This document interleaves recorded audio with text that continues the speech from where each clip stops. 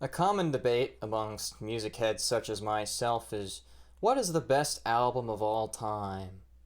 Some people claim it to be Sgt. Pepper's Lonely Hearts Club Band for its introduction to the concept album, as well as its interesting directions for pop music and its evolution of the genre. Some might say it's the previous year's Pet Sounds by the Beach Boys due to its vibrant orchestral arrangements. You might also say it's Michael Jackson's Thriller due to its excellent pop songwriting, as well as it being the best-selling album of all time. You might think it's Velvet Underground and Nico for its bold lyrical themes and its droney tones that went on to influence many albums to come. If you're a big hipster, you might think it's Captain Beefheart's Trout Mask Replica for its deviation of standard song structure. And if you're a cringe-pilled boner baby, you might even think it's Philosophy of the World by the Shags. Well, I'm here to tell you that it's none of those. In fact, what if I told you that the best album of all time came out just a little over a decade ago? One that acts as a culmination of many influences that has a bigger reach than you might think. Some of you may already guessed it, but of course I'm referring to Smosh's 2010 debut record,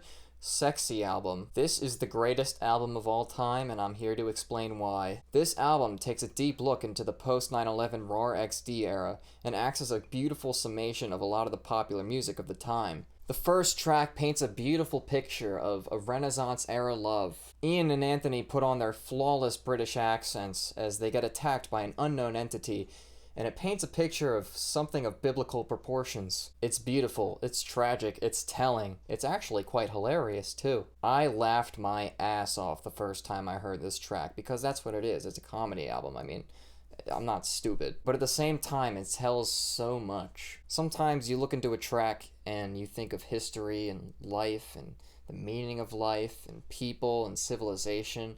This is one of those tracks. The second track is the first song on the album, and it hits hard as it provides a very helpful alternative to the word fuck, which is fire truck. In many scenarios, the F slur, as it's called, or maybe that's the other one.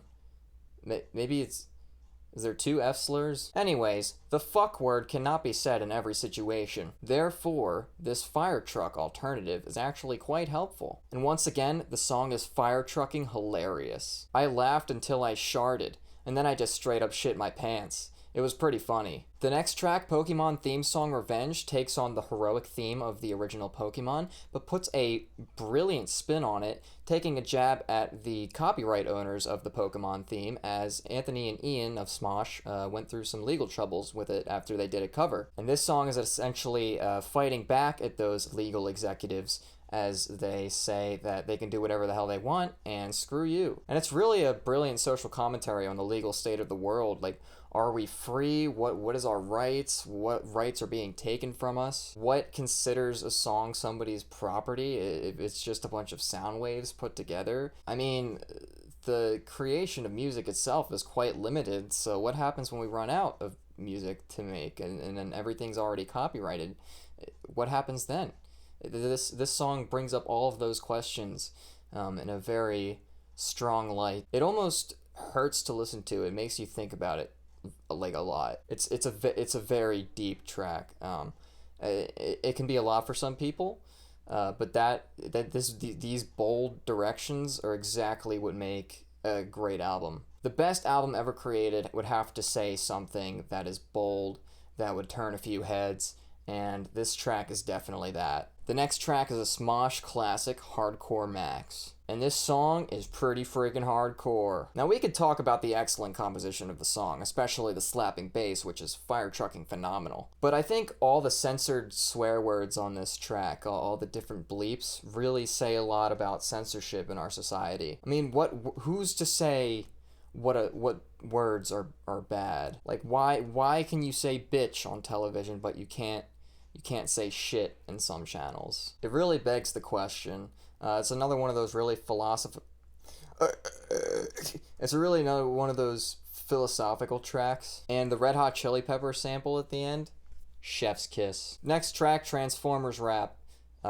Another great track. Obviously, it's the best album of all time. It's a rap about Transformers. I mean, come on. That's like Transformers, like that's fucking... Transformers are cool. Why wouldn't you want to listen to a rap about Transformers? Also, there's a brilliant line in there. Hold on, let me pull it up on my my doohickey. Transformers always say no to drugs.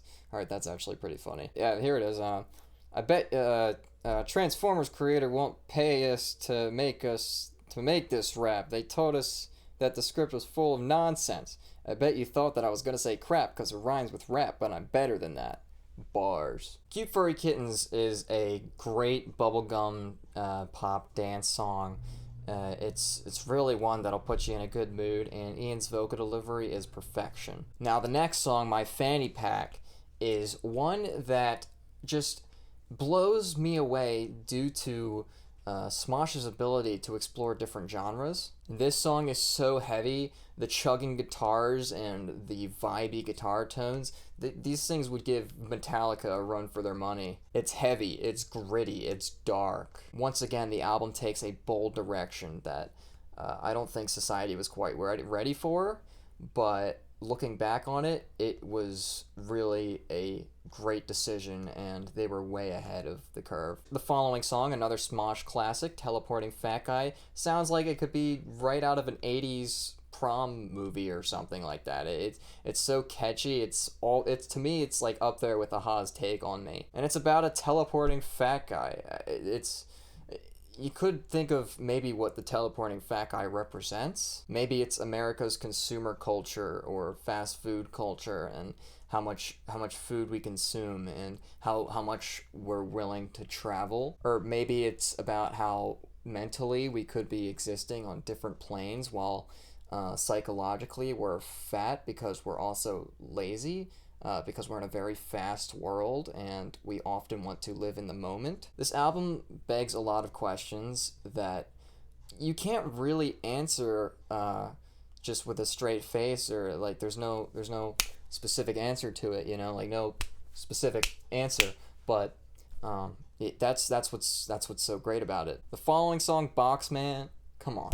You can't tell me that song doesn't go hard. Another brilliant rap song from Ian and Anthony, with a very melancholy chorus which could make even the most toxic of men cry. We can also only assume what this box man represents. Maybe how we all live in these little boxes, these little bubbles. We're all just box men in a box world. The following song, Milky Milkshake, another classic. It's a very danceable pop tune. And once again, Ian showing off the pipes on this track as the vocals are phenomenal. But then something happens on this record that it's already a perfect record so far. And then something happens that just excels it. It just brings it up to 11. And that's Stephen Hawking gets a feature. Stephen Hawking introduces himself and then goes into a Milky Milkshake remix featuring Hawking himself. This song makes Radiohead's Fitter Happier sound like Kids Bop. One of the greatest minds of all time is on this record.